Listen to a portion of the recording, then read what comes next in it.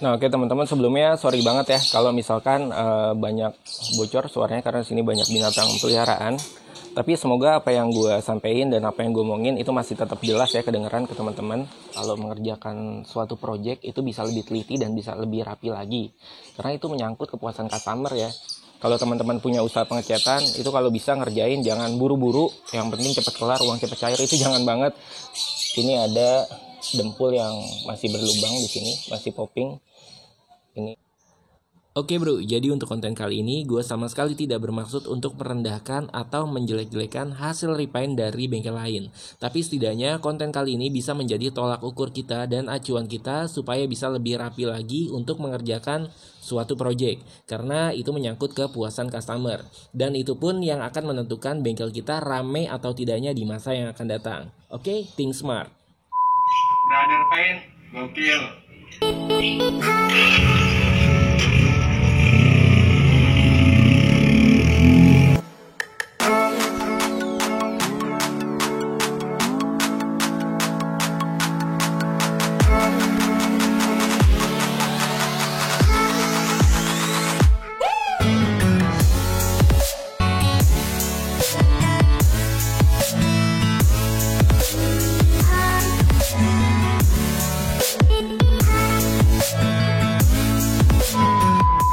Yo, assalamualaikum warahmatullahi wabarakatuh. Balik lagi di Brother Pain Channel pastinya. Semoga kalian selalu sehat dan selalu dalam lindungan Allah Subhanahu wa taala. Amin ya rabbal alamin. Ya oke, jadi di depan gue ini ada sebuah mobil Camry warna hitam. Jadi untuk konten kali ini gue nggak akan ngasih tips ataupun ngasih tutorial pengecatan ya, tapi di sini gue mau ngasih sedikit edukasi supaya teman-teman yang punya usaha pengecatan itu untuk melakukan proses pengecatan itu supaya bisa lebih teliti dan bisa lebih rapi lagi. Nah kebetulan di sini ada contohnya ya. Oke teman-teman bisa lihat untuk bagian kap mesin dan fender ini benar-benar jauh banget untuk glossy-nya. Untuk kap mesin benar-benar jauh lebih glossy dibanding bagian fender. Nah, untuk warnanya pun kelihatan jelas ya. Untuk warna hitamnya cukup belang, perbedaannya terlihat cukup signifikan.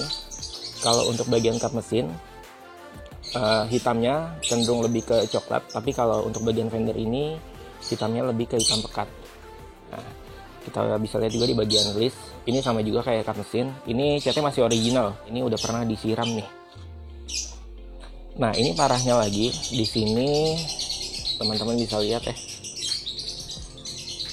Oke sebentar. Nah ini benar-benar hasil cetakannya nggak rapi banget. Ini masih banyak banget gurat-guratan bekas amplasan yang belum rapi, dan vernishnya pun benar-benar nggak glossy ya.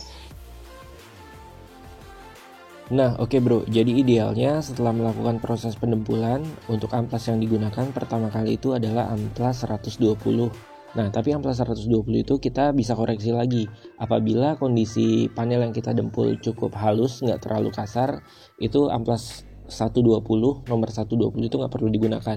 Jadi teman-teman bisa langsung menggunakan amplas nomor 240, lalu berlanjut ke amplas nomor 360, lalu ke amplas nomor 800. Nah setelah selesai pengamplasan pada media yang sudah didempul, teman-teman bisa naik epoksi. Nah pada saat selesai proses pengepoksian, teman-teman bisa koreksi lagi. Teman-teman bisa lihat apakah masih ada dempulan yang kurang atau masih ada bagian dempulan yang berpori-pori atau berlubang. Nah jadi semisal masih ada bagian dempulan yang berpori-pori atau berlubang, teman-teman bisa mendempulnya kembali ya, karena itu berpengaruh banget pada saat proses finishing nanti. Kalau teman-teman nggak menutupinya kembali dengan dempul, itu akan berlubang ya pada saat finishing akhirnya, itu akan kelihatan. Nah oke teman-teman, sebelumnya sorry banget ya kalau misalkan banyak bocor suaranya karena sini banyak binatang peliharaan. Tapi semoga apa yang gue sampein dan apa yang gue omongin itu masih tetap jelas ya kedengeran ke teman-teman. Ini banyak banget nih minusnya sebenarnya. Kalau kita lihat di bagian sini, nah ini juga. Tuh. Ini juga vernishnya blur banget.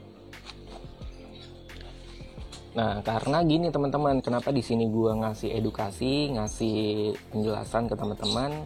Jadi supaya teman-teman yang punya usaha pengecatan itu kalau mengerjakan suatu project itu bisa lebih teliti dan bisa lebih rapi lagi. Karena itu menyangkut kepuasan customer ya. Jadi kalau misalkan teman-teman ngerjain asal-asalan, yang penting cepet, cepet kelar, uang cepet cair, menurut gue itu salah banget.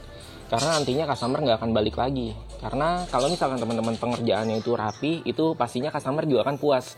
Dan dia akan ngasih tahu ke teman-temannya kalau tempat teman-teman itu bagus.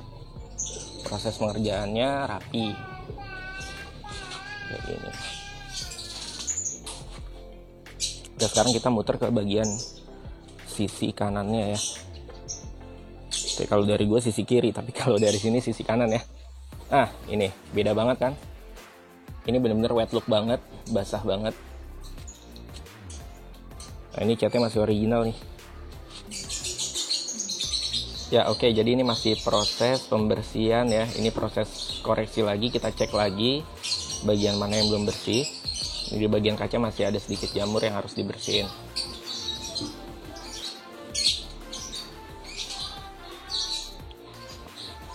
Nah, ini juga kita bisa lihat di sini.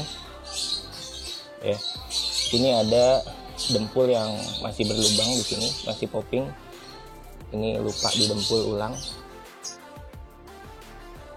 Nah, jadi sebenarnya untuk melakukan proses pengecatan itu benar-benar nggak bisa buru-buru ya. Kita harus benar-benar detail, benar-benar harus rapi, mulai dari proses dempul, terus naik epoksi, naik cat, dan naik vernis. Itu timingnya harus pas, kita nggak bisa buru-buru.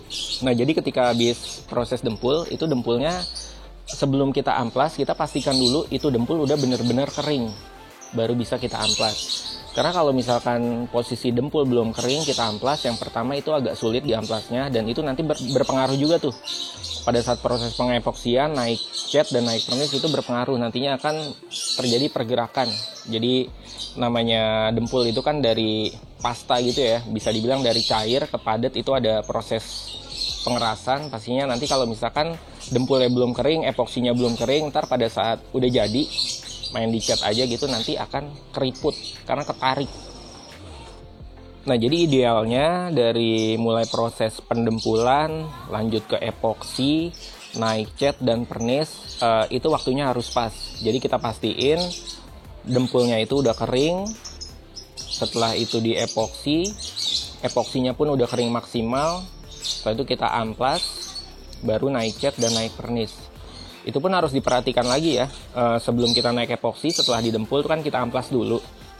Nah, itu harus benar-benar diperhatikan apakah amplasannya udah rapi.